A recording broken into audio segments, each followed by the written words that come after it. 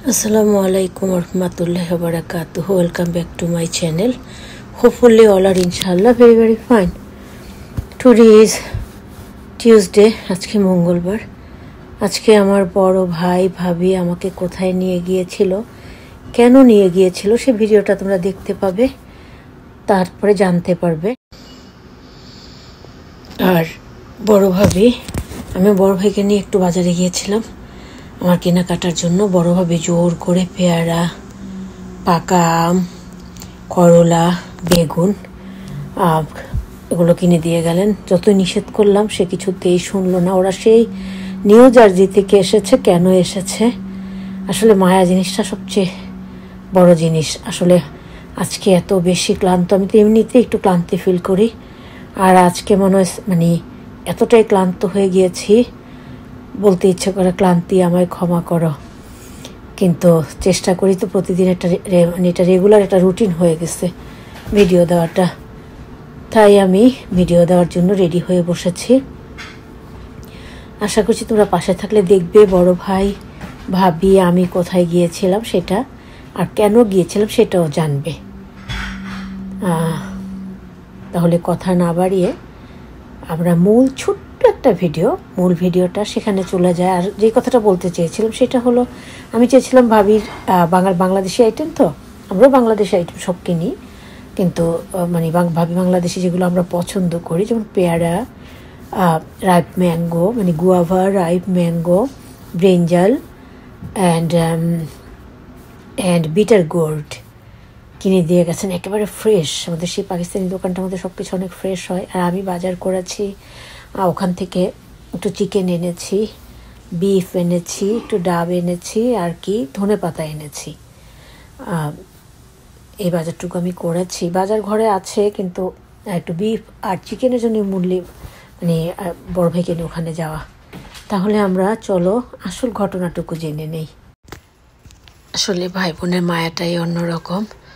আমি একটু বাগান করতে পছন্দ করি, তোমরা সবাই জানো। আমার বড় ভাই আজকে অনেক ক্লান্ত হয়ে গিয়েছে এগুলো করে। আমার বাগানের জন্য কাঠ, বাগানের উপরে মাচা দেওয়ার জন্য একেবারে 100% উড, 100% খাঁটি কাঠ, লম্বা লম্বা দেখে অনেকগুলো কিনে দিয়েছে। তার সাথে গাছে ওষুধ দেওয়ার ওষুধ এগুলো কিনেছে। তারপরে এগুলো সব তার গাড়ির ভিতরে যে কিভাবে এগুলো সেট করেছে, করে তারপরে দাদা খুব কষ্ট করে গাড়ি চালিয়েছে, এত টায়ার্ড হয়ে গেছে আর কথা বলতে পারতেছিল না, কারণ ওনারা এসেছিল, ওনাদের আরও একটা কাজ ছিল, সেটাও সেরেছে। তারপরে এগুলো করে আমি বললাম যে দাদা একটু যদি বাজারে নিতেন। তারপরে আবার এগুলো সব করে বাজারে নিয়ে গেল। তারপরে আর সেই লং ড্রাইভ করে তাদের বাসায় গিয়ে পৌঁছলো, আলহামদুলিল্লাহ। আজ আমি তোমাদের সাথে শেয়ার করব আমার নিজের লেখা কবিতা। আমি তো সব আমার নিজের লেখা কবিতাই বেশি শেয়ার করি। আহা জিলাপি।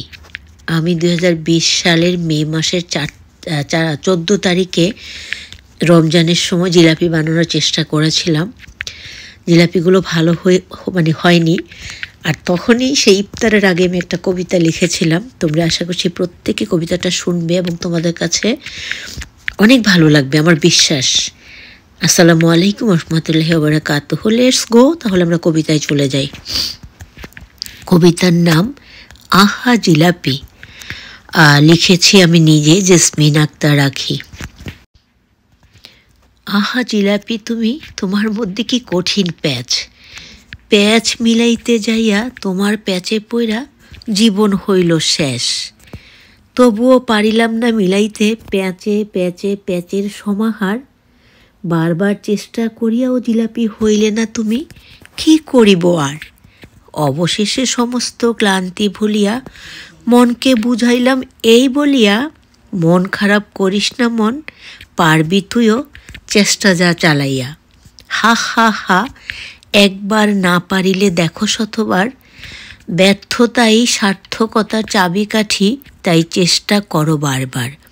জিলাপি তুমি খাইতে সুমিষ্ট হইলেও পেটে তোমার কেবলই প্যাচ, সেজন্যই হয়তো জটিল মানুষকে বলি মোরা তোর মধ্যে জিলাপির প্যাচ। যাহা পারিলাম তাহাই বানাইলাম, খাইতে হয় নাই মন্দ, জিলাপি না আমিত্তি বানাইলাম মনে মনে তাহা লইয়া কেবলই দ্বন্দ্ব। আমি যখন এই কবিতাটি লিখেছিলাম আমার নিজের কাছেই ভালো লেগেছিল, কারণ এত কষ্ট করেছি মানে এই জিলাপি বানাতে যেয়ে, কিন্তু একদম পারফেক্ট জিলাপি হয়নি। যাই হোক, সব কিছু আল্লাহ পাকের ইচ্ছা। হঠাৎ মনে হলো যে তোমাদের সাথে এই কবিতাটা শেয়ার করি, হয়তো তোমরা অনেক পছন্দ করবে। আর সেই জন্য আমি খাতা থেকে খুঁজে বের করে নিয়ে তোমাদের সাথে শেয়ার করার চেষ্টা করলাম। আমি আশা করব তোমরা যদি তোমাদের ভালো লাগে তাহলে তোমরা চমৎকার কমেন্ট করে, লাইক করে, শেয়ার করে দিবে। If you like this poem, please everyone like, comment and give me share. Have a great day to everyone. Allah save everyone. Allah Hafiz.